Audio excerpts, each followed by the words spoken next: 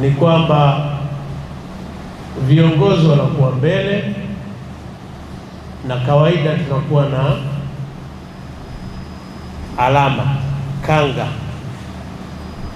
Tutakuwa na kanga ambayo inawekwa juu kuonyesha kwamba wale, isipokuwa nisiwatishe watu wanapotea kwenye, hasa siku za mwanzo, watu wanapotea baada ya kuwa wazoefu. Wakishakuwa wazoefu, watu wanaongeza ujuaji. Ule ujuaji ndio mtu anapopotea, anataka mtaa akajua mtaa fulani huko, au natokea wapi, ngoja na niende huko niangalie. Mwisho siku 3, 5. Ila ukipotea usipaniki. Utakula, utalala, ila kwa kweli utakuwa comfortable, kwa sababu unaweza kuwa na Wahindi tabia hamuelewani. Wa Nigeria tabia mlokeo, kwa sababu kwa pale utakula kila kitu, utakirimiwa na utapatikana, kwa sababu kuna alama maalum tutawekea kwa kwenye mikono. Sasa swali ni kwamba viongozi watatangulia, na nitajitahidi mimi ndio niongoze.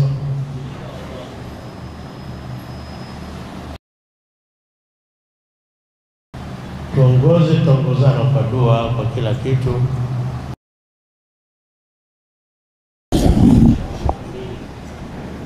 Naam.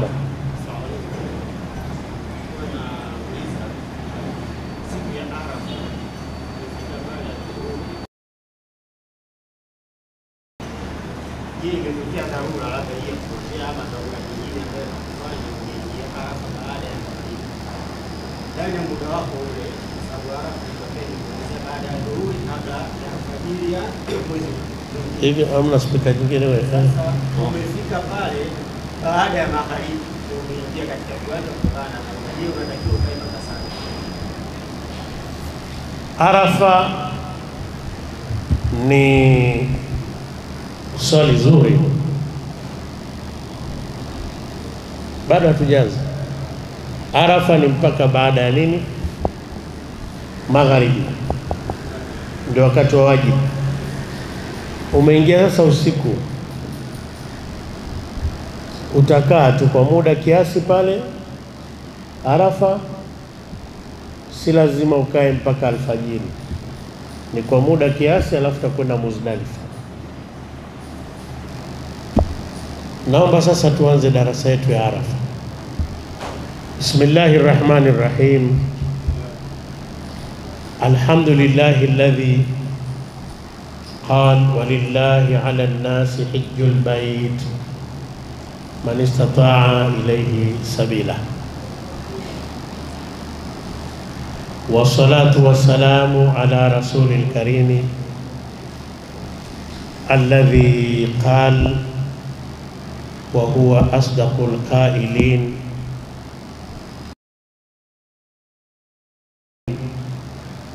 أفضل عند الله من يوم عرفة. وقال أيضا صلى الله عليه وسلم ما من يوم أكثر من أن يعتق الله فيه عبدا من النار من يوم عرفة.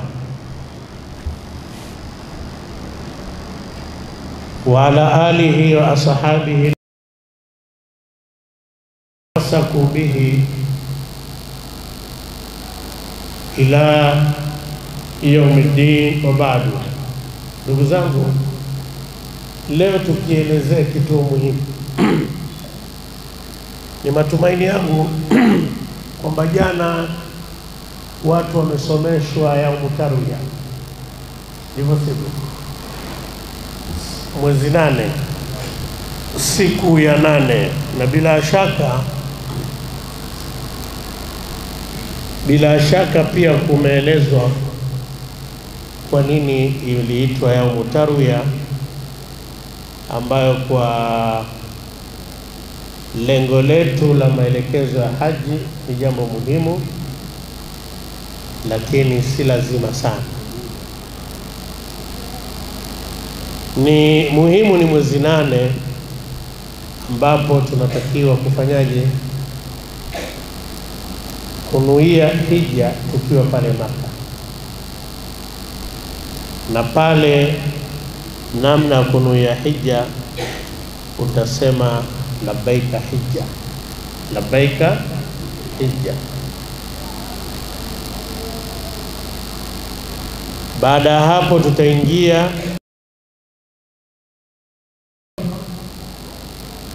yote na tutaelekea Mina, huku tukifanya dhikri zetu muhimu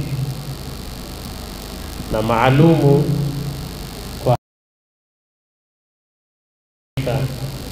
labbaika la sharika laka labbaika innal hamda wan ni'ma laka wal mulk la sharika laka. Tutakapofika Mina, nadhani imeelezwa jana, ni mukhtasari tu. Swala za rakaa 4 tutaswali kwa rakaa 2, yani kwa wakati wake. Adhuhuri tutaiswali kwa wakati wake, lakini tutaswali rakaa 2, na hili ni sunna. Na alasiri tutaswali badala ya rakaa 4 tutaswali rakaa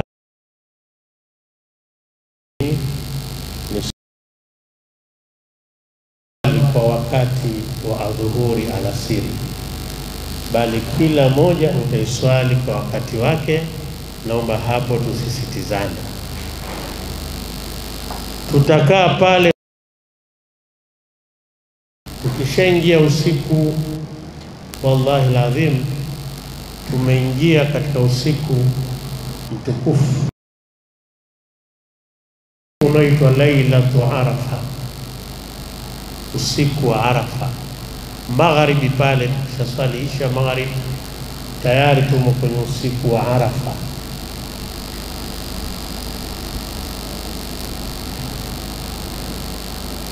Magharibi tutaswali wakati wake rakaa 3 kama kawaida. Isha tutaswali wakati wake rakaa 4, na nikwambie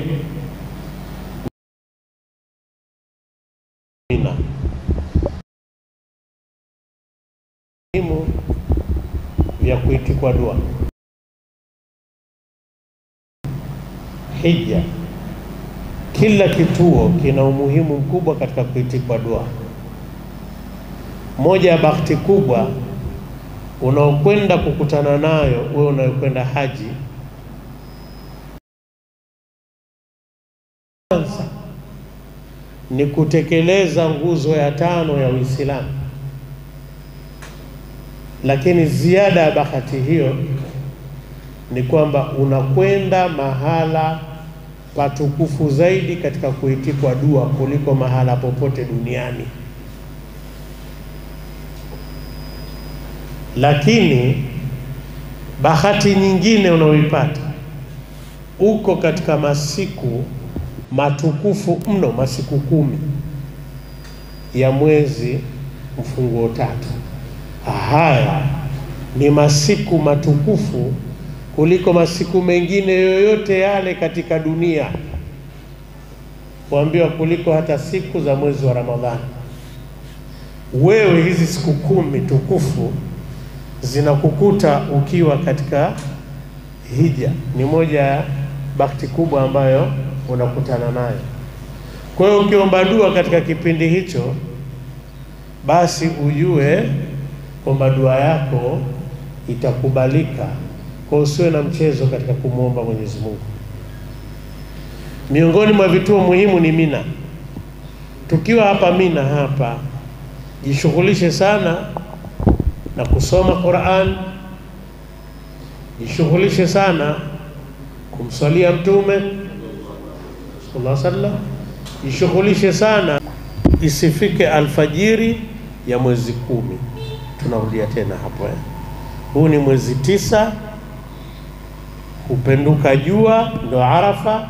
Arafa ni mwezi 9, ule wakati ambapo kupenduka jua mpaka alfajiri, isifike alfajiri ya mwezi 10. Kwa hiyo kipindi chote hicho kunaona ingia Arafa usiku. Lakini kwa hiyo wale ambao hadhiru nahara, watakao hudhuria Arafa wakati wa mchana, ni wajibu kwao wukufuhum ila ghurubi shamsi wajibun min wajibati alhajj, kusimama kwao Arafa mpaka kupinduka alfajiri ni wajibu katika wajibu wa haji. Mpaka kuzama jua, ila ghurubi shamsi, mpaka kuzama jua ni wajibu katika nyajibu za hija. Pale sisi ni wale tutakaoingia mchana. Kwa hiyo Arafa wewe usijiandae na habari ya usiku, jiandae na kuingia mchana. Kwa hiyo jambo la kuweka kichwani, watakiwa kukaa mpaka ghurubi shamsi, kuzama kwa jua. Siku moja wakati wa Mtume Muhammad sallallahu alaihi wasallam, kabla kidogo jua halijazama na Mtume yuko kwenye viwanja vya Arafa, piga picha, yuko zaidi na sahaba 100,000 wako katika viwanja vya Arafa. Alisimama akamwambia Muafrika, na wako Arabu chungu nzima, ansitu liannasa, ninyamazishie watu. Na yule anaambiwa hivyo nani? Bilal bin Rabah. Hii pia ikapiga picha kwamba Waislamu wote ni ndugu. La fadla li arabiyyin ala ajamiyyin wala ajamiyyin ala arabiyyin, hakuna mbora kwa Mwarabu, ubora kwa Mwarabu kwa asiyekuwa Mwarabu, wala asiyekuwa Mwarabu hana ubora kwa yule ambaye ni Mwarabu. Wala li abyadh ala aswada wala aswada ala abyadh illa bitaqwa, wala mweupe hana ubora kwa mweusi, wala mweusi ubora kwa mweupe ila kwa ucha Mungu tu.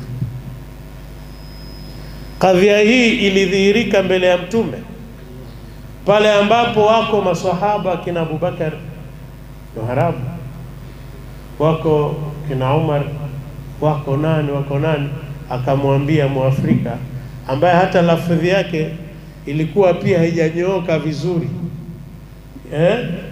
Bilal bin Rabah akamwambia, ninyamazishie watu kabla kidogo jua halijazama. Akawanyamazisha watu wote kwamba Mtume ameamuru kwamba nyote nyamazeni. Akasema, atani Jibrilu anifa, amenijilia Jibrili hivi sasa, na huyu Jibril kaniambia jambo moja tu, kwamba ametumwa na Mola wake aniambie kwamba hakika amewasamehe watu wote waliohudhuria katika viwanja vya Arafa, na kila atakaye Saidina Umar akamwelekea Mtume, ya Rasulullah, hadha lana khasa, hii ni kwa ajili yetu sisi tu tuliokuwemo sisi sahaba. Saa antum wa man jaa ba'dakum ila yaum alqiyama, nyinyi na wale ambao atakaokuja baada yenu mpaka siku ya kiyama, na yote atakayekuja baada yenu mpaka siku ya kiyama ndio nyinyi hujaji. Kwamba na nyinyi mko kwenye kauli ya Mtume Muhammad kwamba kila ambaye atakayekuwa na fursa ya katika viwanja vya Arafa, yeye ni maghfur, ni mwenye kusamehewa. Kila mmoja anajua ya kwake aliyofanya, na kwa kweli hakuna msafi. Kullukum khata'u wa khairu khata'ina tawwabuna, kila mmoja wenu ni mwingi wa kufanya makosa, ni khata'u kwa mubalagha wa khairu khata'in tawwabun, na bora wenye kufanya makosa ni wale wenye kutubia. Lakini sasa wewe hata hujatubia, ni kwamba umo kwenye viwanja vya Arafa, kumbe tayari kuna kauli ya Mtume Muhammad kwamba atakayehudhuria katika vile viwanja vya Arafa atasamehewa madhambi yake yote. Na huu ni mwezi 9. Ndio maana katika siku yako kubwa haji, na usiku wako mkubwa sana haji katika maisha yako, tukiwa kule, usiku mkubwa ambao unatakiwa ufurahi mno ni ule usiku tuko pale Mina, ule usiku wa kuamkia Arafa ule. Kwa maana unajua kwamba kesho mimi naenda samehewa. Allahu Akbar. Kupata bahati ya kusamehewa katika umri huo ni jambo la kusema alhamdulillah. Sasa Arafa tumesema ni buq'atu min biqa'i mufaddala musharrafa, ni eneo la ardhi katika maeneo ya ardhi ambayo yametukuzwa sana na Allah subhanahu. Unajua ile Arafa, mpaka Mtume anasema moja ya maajabu yake makubwa sana ni kwamba ndiyo siku ambapo Mwenyezi Mungu anatoa tangazo katika mbingu kuambia malaika wake kwamba waangalieni waja wangu, waja ambao ni wana mavumbi, wamechafuka, kwamba waangalieni waja wangu hao, na ni kwamba waja hawa nimewasamehe. Yani pale moja ya bahati unaoipata haji, ukiwa katika viwanja vya Arafa, ukiwa hija, unakuwa mtu bora kuliko watu wote sasa duniani. Sasa hakuna mtu bora kama aliyesamehewa madhambi bwana. Hao msema lakini moja ya fursa yake ni pale Arafa. Miongoni mwa utukufu wa Arafa, Mtume akasikia siku samehewa dhambi tu. Unajua wengine hapa tayari sisi, na Mungu atuepushie wote, naona tuseme sisi, malaika wasema amin. Wengine tayari wao ni mateka wa Jahannam. Kwa maana kuna mtu ambaye namna tunavyoishi kila mmoja anajijua. Labda tuulize ile swali kwamba wewe kwa mujibu ulivyofanya jana usiku, wewe au mimi, ukifa una salama ya adhabu ya kaburini? Kwa mujibu ulivyofanya wiki hii, ukifa mwenye wajua tu kwa hili, kama nafa leo nitasalimika na adhabu ya kaburini. Je, uliofanya mwezi uliopita? Je, uliofanya mwaka huu? Je, uliofanya miaka na miaka? Lakini yote hayo siku moja imeitwa ni yaumu itqi minan nar, siku ya kuachwa huru na moto. Hayo yote yanaachwa huru siku hii yaumu Arafa. Kwa hujaji ni ile siku ya Arafa. Ama yule ambaye atakayefunga ule mwezi 9 huku anasamehewa madhambi ya mwaka mzima. Lakini haji akiwa ndani ya siku ya Arafa anasamehewa madhambi yake yote. Na hapa ndipo kunapopatikana kiini cha yale maneno ya Mtume Muhammad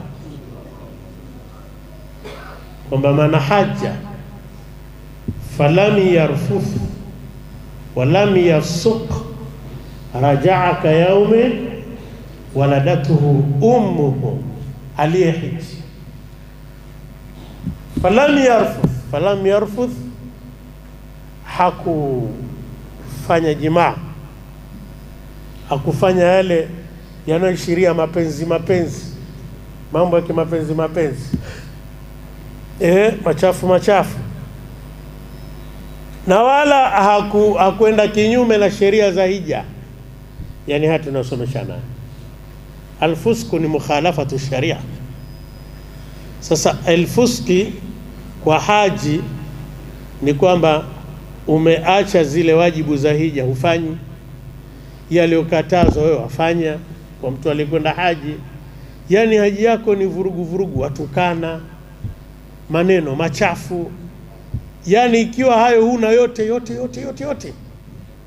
rajaa ka yaumi waladatuhu ummu, huyo atarejea hali ya kuwa katika siku ambapo kazaliwa na mama yake. Lakini kiini chake ni siku gani? Yaumu Arafa. La, ndio Mtume hapa akasema ma min yaumin akthara min an yu'tika Allahu fihi abda minan nar min yaumi Arafa. Hakuna siku ambayo amezidisha Mwenyezi Mungu moto kuliko siku ya Arafa. Ila sasa labda tukumbushane mahujaji kwenda huku na huku. Ule mji wa Maka ndipo tunapokwenda, ni mji wa hatari. Kwa muumini ni mji wa fadhila kubwa, lakini pia ni mji wa hatari.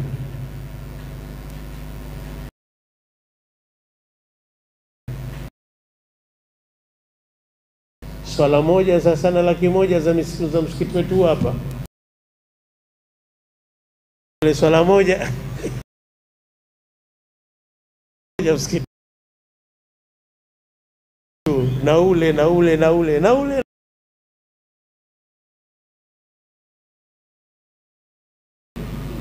Wewe angalia ule msikiti wa Maka ukiswali na swala 1,000 za msikiti wa Madina, si ndio?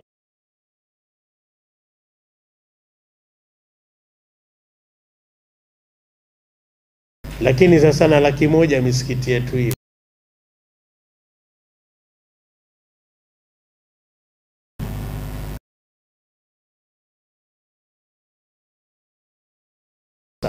Inakuwa dabo hivyo. Makosa kubwa kweli kuliko utakavyofanya huku. Songana pamoja. Kwa hiyo kule ujitahidi, mambo matatu yanakatazwa.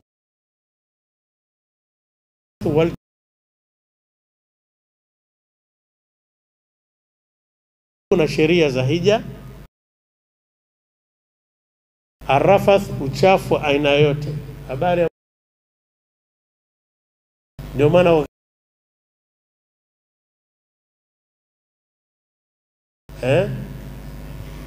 uko na mkeo kwa katazwa pia. Lakini pia mijadala isokuwa na haina maana, basi mmekaa wote mwe kama mabubu hamsemi. Chumba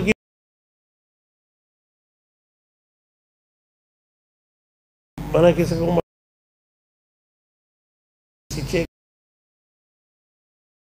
ambao ni mukhalafa.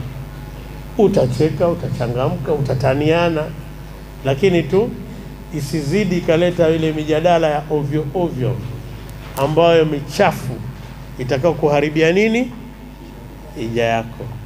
La, unabudi wewe nenda tunakumtaja Mungu huku. Lakini kufurahi, watu wanafurahi, mtu mwenyewe sikafurahi bwana. Kutana watu wanacheka na furahi. Na wewe kufurahi ukatazwe. Isikawa tena uko hija kama vile uko jela. Hata jela watu si wanafurahi.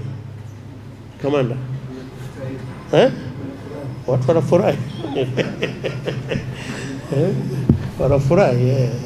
Mwenyezi Mungu atubarikie. Sasa labda tufundishane la mwisho katika hapa Arafa kabla tujaenda Muzdalifa.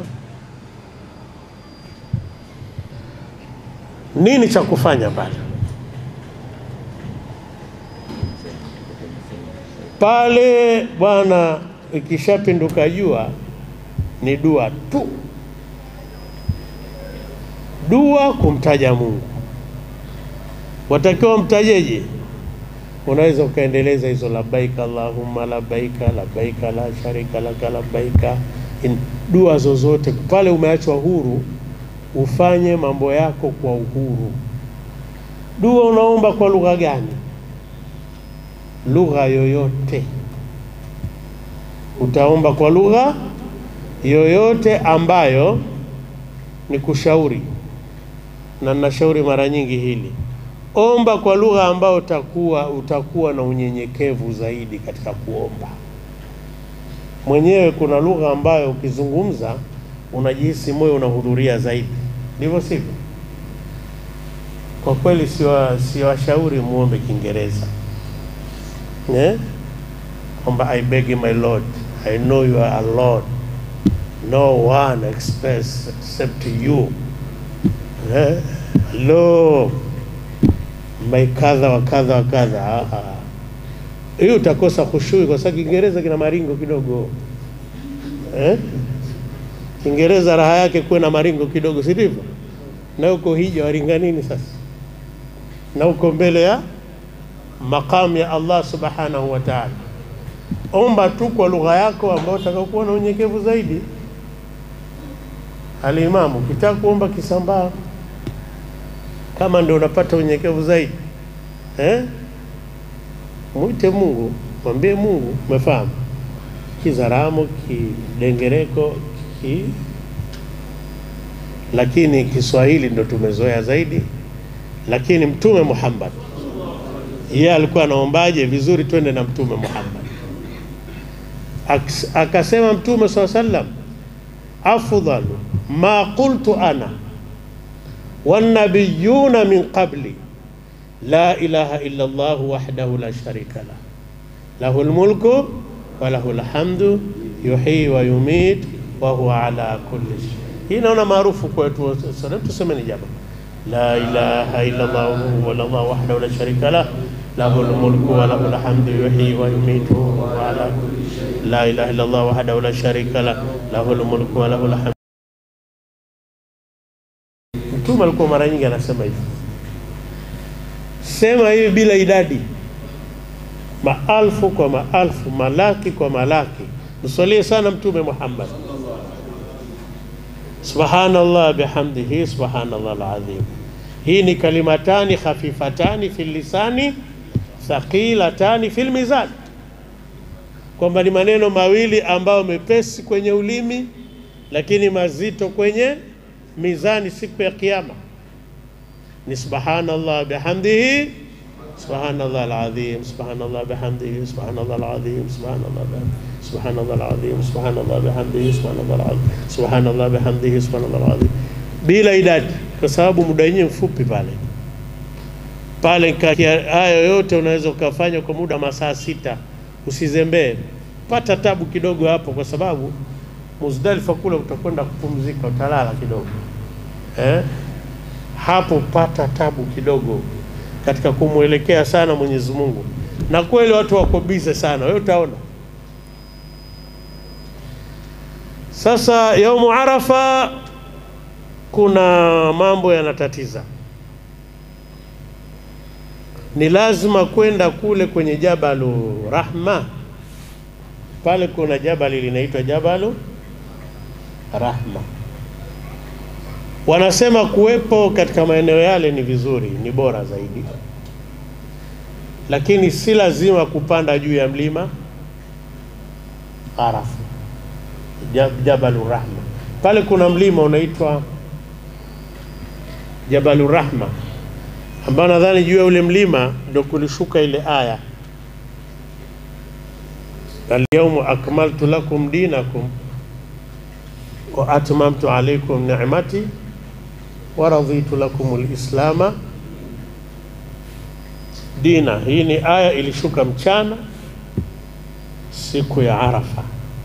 Leo nimekukamilishieni dini yenu, nimetimiza neema yangu kwenu, na nimeuridhia Uislamu kuwa ndio dini ya sawa sawa, ndio mfumo wa sawa sawa maisha ya watu kuishi. Aya hii ilishuka hivyo viwanja tunavyozungumza. Viwanja jamani, viwanja gani? Vya Arafa. Yani utimilifu wa, yani kwanza unaenda kwenye kiwanja ambacho ukamilifu na utimilifu wa Uislamu ulitangazwa katika viwanja hivi. Ni moja katika historia yake kubwa. Kwa hiyo pale ni dua tu. Dua tumesema unaruhusika kuomba kwa lugha yoyote, ila ukienda na yale aliyofanya Mtume Muhammad inakuwa ni bora zaidi. Sawa Jamani, tumuombeni sana Mwenyezi Mungu tukifika viwanja vya Arafa. Kwa sababu kila mmoja ana shida yake, lakini shida zetu kubwa zaidi wote ni kufa salama. Ndivyo sivyo? Kuishi kaburini salama, kufufuliwa salama, kuingizwa peponi kwa salama, kuishi ndani ya radhi za Allah subhanahu. Muombe sana Mwenyezi Mungu hayo. Haya mengine sasa ndio yafuatie. Dunia yako Mungu aitengeneze, sababu kuonyesha kwamba hata dunia kuiombea kheri ni jambo muhimu. Ni haya maneno ambayo unatakiwa kuyafanya sana ukiwa katika kutufu pale eneo kati ya Rukunil Yamani. Jamani, maneno tukizungumza tuelewana Rukunil Yamani mpaka Rukuni Hajar al-Aswad. Tunasemaje pale? Rabbana atina fid dunya hasana wa fil akhirati hasana wa qina adhaban nar. Hii ni kuonyesha kwamba hata dunia yako unatakiwa kuiombea kheri, usipate tabu duniani. Ni fursa ile, huwezi kujua Mungu amekupeleka atakurudisha lini tena. Fursa ile ukiipata viwanja vya Arafa, ukipata kwenye tawafu, ukipata kule Mina, ombea Mungu sana kizazi chako. Nabii Ibrahim alipopata bahati ya kufika maeneo yale, jambo la msingi alilofanya ni kuombea dua kizazi chake, pia kuombea dua nchi yake ambayo sasa ilikuwa ni Maka. Mungu waipe maendeleo, thamarati. Ndio maana pale Maka katika mambo ya kufurahisha ni kwamba unakutana na matunda aina zote. Kama umpenzi wa mlo, Maka kuzuri, unakutana na matunda aina zote, vyakula vya aina zote viko Maka. Ndio ajabu. Alafu ndio jangwa kubwa kuliko majangwa yote duniani, lakini ni dua tu ndio ambayo imefanya mambo yote yale yapatikane. Ni dua Nabii Ibrahim. Taarabu anaendeshwa na dua Nabii Ibrahim. Mafuta haya dua ile, ni hizo thamarati aliyoomba kwa kizazi chake chote. Kwa hiyo dua ina athari kubwa. Wewe unayepata bahati hiyo, itumie sana katika viwanja vya Arafa. Pamoja na umuhimu wote na makubwa yote yanayopatikana katika viwanja vya Arafa, kuna muda wake maalum wa kukaa pale. Ikishafika magharibi, kwa hiyo ulioingia mchana, Arafa yako imeisha, hupo tena katika utukufu ule wa Arafa. Watakiwa haraka uondoke, na usipoondoka unapigwa fine, utachinja. Umeacha wajibu katika nyajibu za hija, au utafunga miezi mitatu ukiwa kule Maka, siku 3 ukiwa Maka, na 7 utakaporudi kwa jamaa zako. Kwa hiyo kuonyesha kwamba pamoja na utukufu wote una muda maalum. Ndio maana nasema ule muda uwahi, usikutoke. Haya yote tutarudia katika semina tutakazokuwa tuko kule. Kwa hiyo mukhtasari huu wa Arafa nadhani ueleweke. Tukitoka Arafa wote naomba mnijibu kwa sauti moja. Tunakwenda wapi? Tunakwenda Muzdalifa. Muzdalifa kule hata ukapita tu kidogo, ukakaa kidogo ukapita, wajibu umekuondoka. Lakini sunna ulale pale. Na usingizi wa pale tunarudia kusema utaupenda. Unajua pale uzuri wake, wote mliolala pale ni watu watukufu sasa. Ni watu watukufu. Sababu wote ukiona wa Nigeria, umeona wa Senegali, ukiona wa Hindi, ukaona wa Arabu, ukaona wapi, wote ni wanawake, wanaume, mmelala sehemu. Hamna mchanganyiko. Yule mzee wangu wa juzi alikuwa na hoji kwamba Arafa na pale tawafu, nataka kujua hivi mkweli tunazunguruka pamoja na wanawake na alafu tumevaa tu mashuka mawili? Hata Muzdalifa ni hivyo hivyo, lakini wanawake watalala upande wao na wanaume upande wao. Lakini moja ya raha utakaoipata pale Muzdalifa, unyanyuke wakati watu wote wamelala, utaona utukufu wa Mungu. Wale watu ni maiti wote, kama maiti bwana. Bahati nzuri wale ni aina ya maiti ambao bushira biridhwani llahi wa rahmati, wamebashiriwa rehma ya Mungu. Bushira birahmati llahi wa maghfiratihi, rehma ya Mungu na msamaha wake. Kwa nini? Ndio watu bora kuliko wote duniani wale waliolala Muzdalifa. Na ndio mtakuwa nyinyi na sisi wote inshallah, Mungu atupeleke. Kwa sababu mtakuwa maghfurun, mmesamehewa madhambi. Wote waliolala pale wamechoshwa na ile kutolewa madhambi ndani ya mwili wao, kwa kuwa ni watu wapya. Ndio maana pale ndoto zinakuwa hata vile nzuri. Sikutishi, lakini sasa huko Muzdalifa unaota unakimbizwa na kengi. Sasa madhambi inabidi uzidishe sana kuistighfari, ndivyo sivyo? Au kujua mlima unaanguka. Kwa sababu pale tayari tuko safi. Na ndio maana usingizi wake bila shaka unakuwa mtamu. Kila mmoja wewe muulize aliyekwenda Maka, hebu naomba niendeleze ule usingizi wa Muzdalifa ukoje? Yoyote aliyekwenda haji muulize, atakwambia ule usingizi namna unavyokuwa wa ajabu. Lakini bila shaka ni kwa sababu ni usingizi ambao hauchanganyikani na madhambi. Mausingizi yetu yanakuwa na mambo mengi kwa sababu yana madhambi pia ndani, ndivyo sivyo? Mwenyezi Mungu atusame na atupeleke kwa amani. Kwa hiyo kulala Muzdalifa ni wajibu katika wajibu wa nani? Haji. Pale kuondoka nusu ya usiku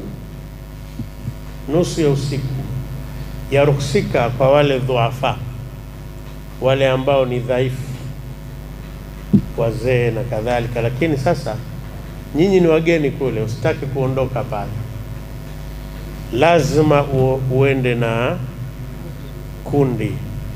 Ni moja pia ya nukta ambao mahujaji hupotea. Lakini ila kupotea ili tusilitaje sana, tukakutia wasiwasi. Watu kupotea, huwezi kupotea moja kwa moja. Mimi sijaona mtu ambaye kapotea moja kwa moja. Haija kutokea potea moja kwa moja jamani, asionekane asirudi, haiwezekani.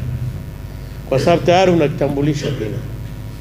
Na taratibu kule wakati unataambiwa kwamba hiki kitambulisho kinamaanisha nini, ni ili usipotee. Yani wewe unaenda na taasisi yako hii pendwa ya Zamzam, kwa hiyo kile kitambulisho chako tayari taasisi yako, hoteli iliyofikia, hata mahema ambao wapo, kila kitu kimeandikwa, ndio passport yako ile ya kule. Details zako zote zipo, imefungwa hapo.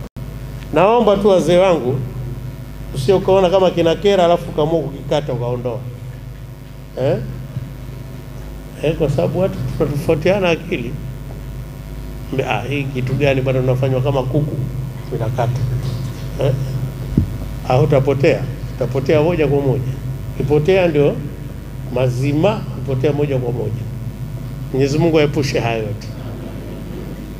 Muzdalifa, kulala pale ni wajibu katika wajibu wa hija.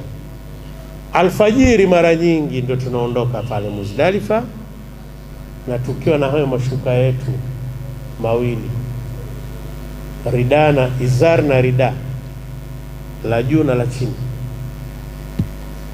Tazoea tu, kishazoea unaona jambo jepesi, na wengine wanayapenda mpaka kashamaliza mpaka hija bado anapenda avae yale. Hana tabu yote. Tukitoka pale ndugu zangu, tunaelekea wapi sasa? Mina. Mina mara nyingi tunatembea, na ndio rahisi mimi naona kuliko hata kutumia magari. Magari wakati mwingine yanakuwepo, lakini kile kiminyano, sababu ni mahujaji wengi sana. Lakini pia ukitembea unahisi ile hija vizuri zaidi, namna mnavomiminika kule, ukawa wote ni labbaika Allahumma labbaika labbaika la sharika laka labbaika innal hamda wan ni'mata laka wal mulk la sharika. Wewe utaona hali ambayo sio kawaida wakati mnakwenda kule Mina. Mara nyingi tunatembea. Tukishafika Mina, wakati mwingine tunapitishwa moja kwa moja na mamlaka mpaka Jamarati. Tahadhari kidogo.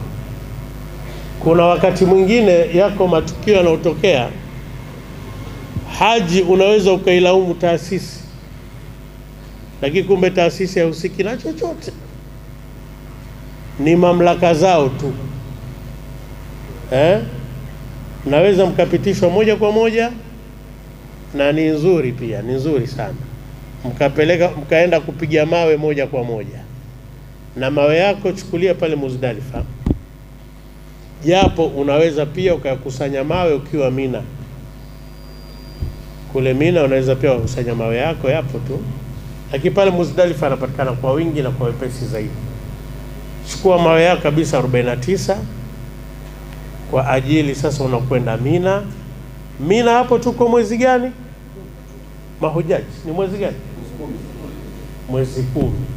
Mwezi 10 huu ni siku ya Idi. Kule tuko siku ya Idi, lakini bado tuko vile vile na yale yaliyokatazwa kwa haji. Hatujahalalika bado hatujahalalika. Tutakwenda tukitoka Mina au tumepita Jamarati moja kwa moja, tutakwenda kupiga mawe.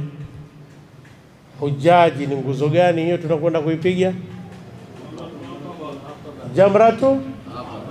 Jamratu Akaba, nguzo kuu. 1 2 3 ile kule. Sawa. Mawe mangapi? 7. Mawe 7. Je, hapo tukipiga mawe 7 tushahalalika? Ili tuhalalike hapo tutakiwa tufanye. Unaweza ukanyoa, au mwingine wenyeji anaweza akaenda mpaka hata akaenda kutufu kule tawaful ifadha, ikawa huko wamehalalika kabla hata ya kunyoa. Lakini vizuri fatanisha. Ukishapiga mawe ilikuwa bora zaidi, nenda kanyoe. Sawa Ukishanyoa hapo sasa, hapo ndio watu utawapenda wote. Yaani ile Mina inachafuka kwa marashi. kila mwenye marashi yake ya design zote ya pale pale hapo, mpaka haya kwetu ya shilingi 100 huku watu wanapaka. So marashi unapata kwa bei rahisi. Kule marashi ya kila aina yanapatikana. Ni siku ya Eid ile, na hapo ndio watu wote wamependeza. Alhamdulillah, mara nyingi wanaume wote ni upara mtupu. Moja, ndevu sinyoe, nyoa kichwa, sawa upara mtupu na kuwa ni vizuri zaidi. Ukipunguza kuna neno. Tunakaa pale Mina bado pale, mara nyingi unajua tunajisahau kidogo. Tukishahalalika mara nyingi sana watu wanaona kama wamemaliza hija, zinaanza stories za kila namna na nini, na si kwa nini hija inatokea kipindi cha usajili watu wa soka. Mara nyingi pale watu na mambo ya usajili si nini, msishughulike na hayo kwanza, mtakuta endelea na kumdhukuru Mwenyezi Mungu, ndivyo Qur'ani inavyosema. Mtajeni Mungu kuliko hata mnavyowataja baba zenu. Katika mash'ari al-haram mtaje sana Mwenyezi Mungu, omba sana dua. Bado uko viwanja vitukufu na huna muda mrefu utaviondoka, na si ajabu usirudi tena katika maisha yako. Kwa hiyo pale mazoea yaondoke, kwa sababu hata huyu mtu mliozoeana kule, huku mara nyingi mnakuja mnaachana tu. Kule zoeana na Mungu zaidi, ila jenga mahusiano na watu, kwa sababu hija ni fursa.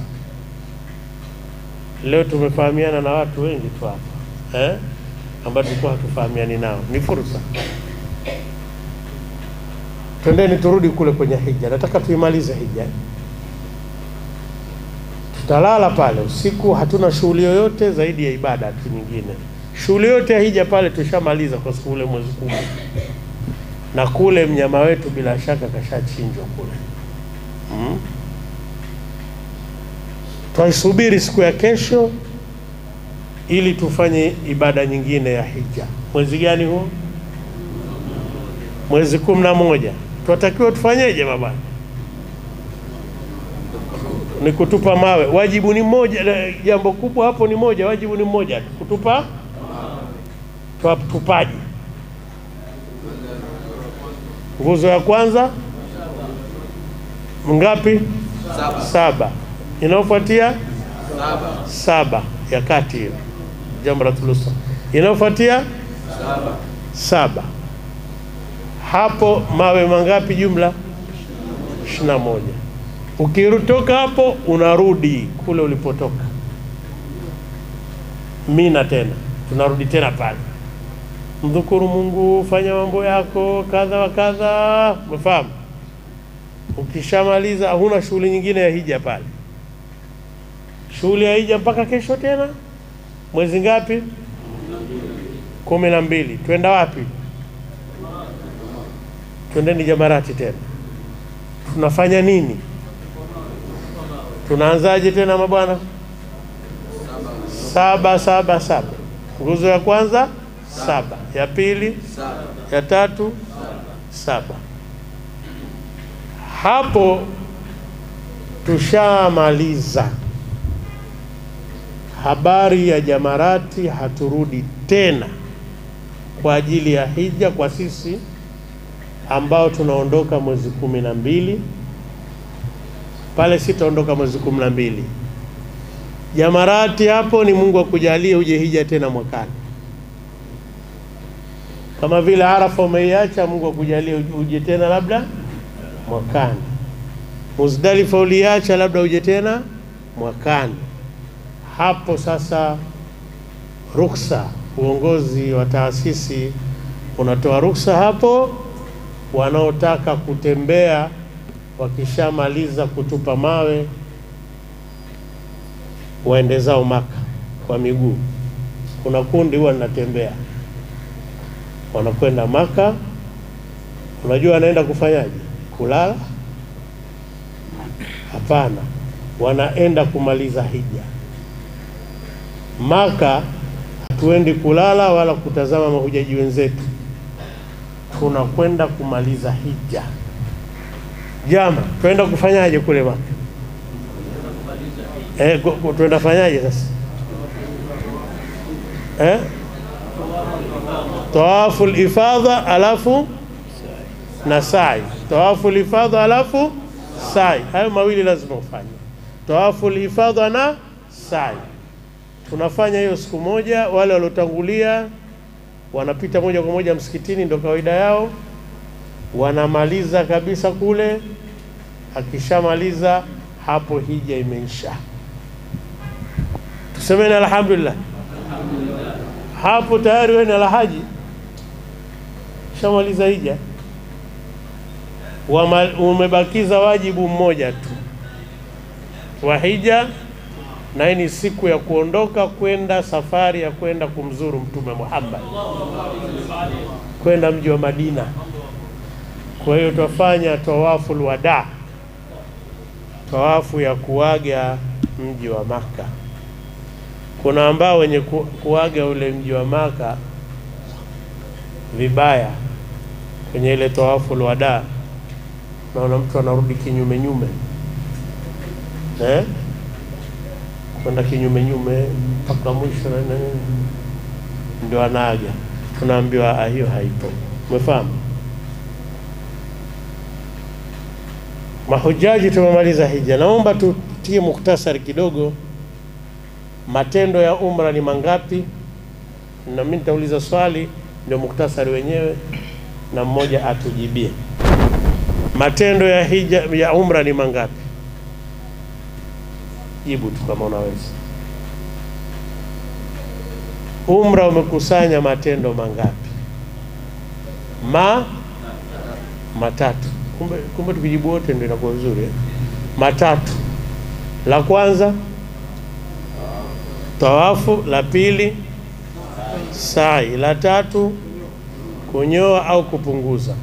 Mwanamke hakikisha kwamba ni kiasi tu cha nini, cha anamlu hapa, kushika tu hapa kifundo tu hivi kidogo tu hivi cha mkono, vidole kama vitatu, kuondoa nywele, siondoe zote. Tukumbushana tena mahujaji watukufu, matendo ya hija ni mangapi?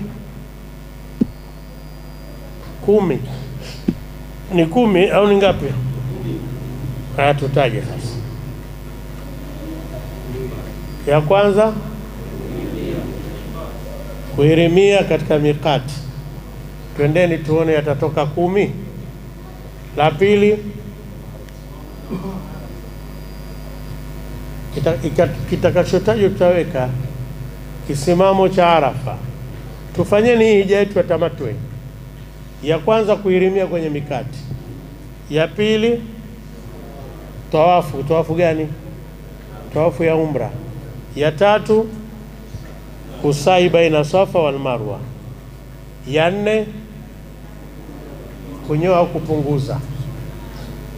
5 kuhirimia hija. Sawa? Mwezi 8 huu. Mwezi 9 Arafa. Ngapi hiyo? 6. Matendo mengine kulala wapi?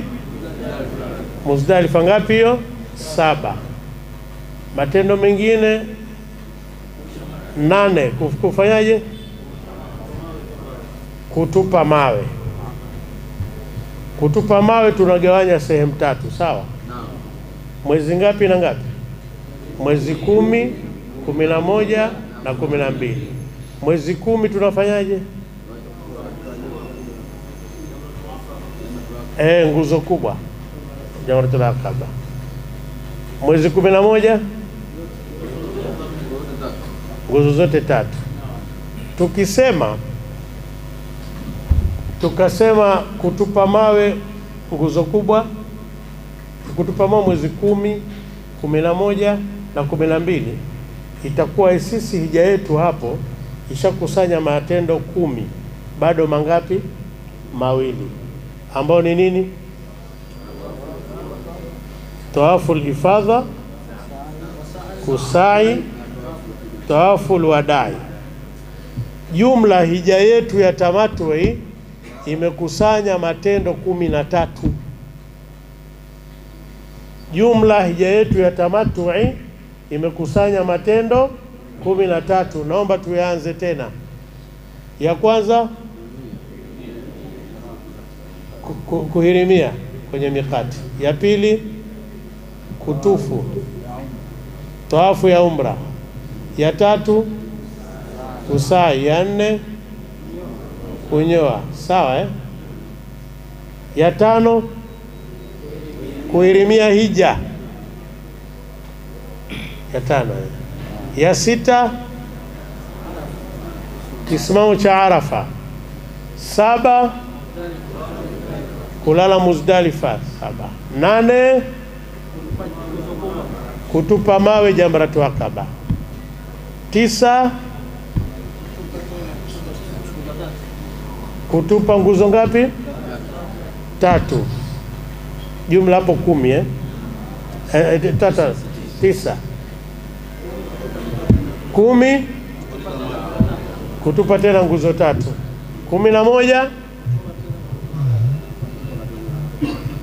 tayari tunanene 10 tayari kutupa. 11 sasa ni kwenda wapi?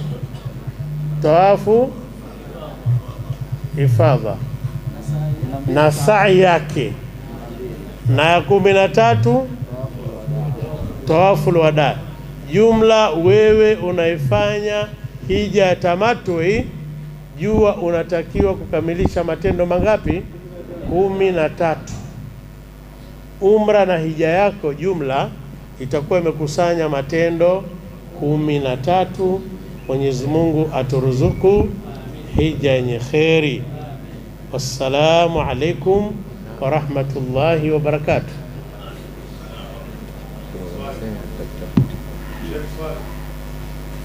Naam Sheikh.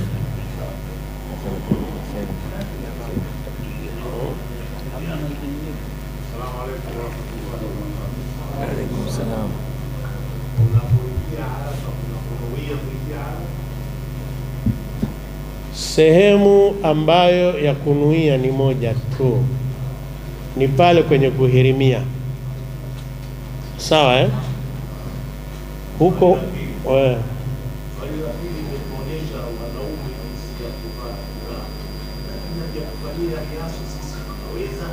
tumeshafanya, labda turudie sisi wenyewe. Yani nyinyi wenyewe, kwani zipo hapa zile hiramu? Mpe sasa mzee, wewe kijana basi bwana, kijana wa zamani, lakini chukua hizo hiramu vaa. Wacha malize swali yake.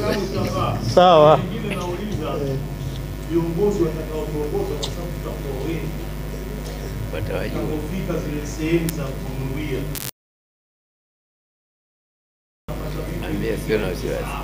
Usiwe na wasiwasi hata kidogo, kwa sababu kuna maiki pale kwenye ndege. Hata kwenye ndege tutakuwa tumeshafika na kufika kanisa. Anasema kwenye tawafu popote hakuna wasiwasi. Pale kwenye tawafu hakuna wasiwasi. Hakuna wasiwasi. Maji ya Zamzam yanafaa kwa kuoga. Yanafaa kwa kuoga, yanafaa pia kwa kupikia chakula, kufua pia. Naam.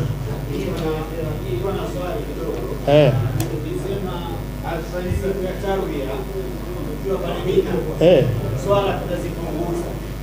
Nataka kufahamu mwezi 10 na mwezi 11 kwa Mina. Swala kuna swali la nafasi tunapunguza pia. Kipindi chote tutakapowepo Mina tutapunguza swala kwa wakati wake. Tulisahau hata pale Arafa Arafa tutapunguza na kujumuisha jamu takdim. Muzdalifa